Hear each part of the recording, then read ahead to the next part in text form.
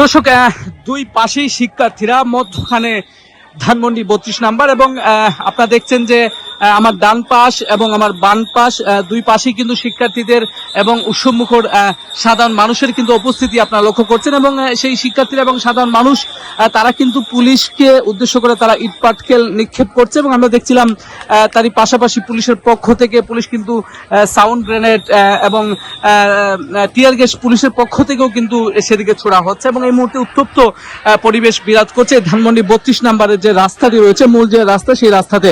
আপনাদেরকে যেমনটি জানাচ্ছিলাম, আজকে শেখ হাসিনার রায়কে কেন্দ্র করে আজকে সকালে কিন্তু এই ধানমন্ডি 32 নাম্বারের যে মাঠটি রয়েছে, ধানমন্ডি 32 নাম্বারের যে বাড়িটি রয়েছে, সেই বাড়িটিকে খেলার মাঠ বানানোর জন্য কিন্তু বুলডোজার নিয়ে আসা হয়েছিল। এবং তারপর পরই কিন্তু আইনশৃঙ্খলা বাহিনীর সদস্যরা তাদেরকে সেই বুলডোজার নিয়ে প্রবেশ করতে বাধা দেয়। এবং সেই বাধার প্রেক্ষিতে পুলিশ এবং আইনশৃঙ্খলা বাহিনীর সদস্য যারা রয়েছেন তাদের সাথে সাধারণ শিক্ষার্থী এবং উৎসবমুখর যে জনতা রয়েছে তাদের সাথে কিন্তু ধাওয়া পাল্টা ধাওয়ার ঘটনা ঘটে। এই মুহূর্তে আপনারা দেখছেন যে একটি উত্তপ্ত পরিবেশ বিরাজ করছে ধানমন্ডি 32 নাম্বারের যে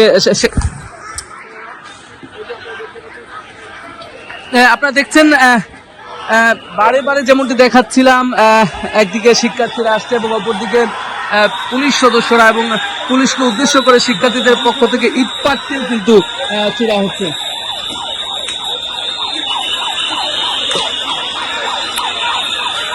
আবার দেখছিলাম যে ইট পাটকেল ছোড়ার কারণে কিন্তু পুলিশ সদস্যরা তারা কিন্তু ভিতরে গিয়ে প্রবেশ করছে। এবং দর্শক, যেমনটি দেখছিলাম, আমরা এই মুহূর্তে দাঁড়িয়ে রয়েছি ধানমন্ডির 32 নাম্বারের মূল যে সড়ক, সেই সড়ক। এবং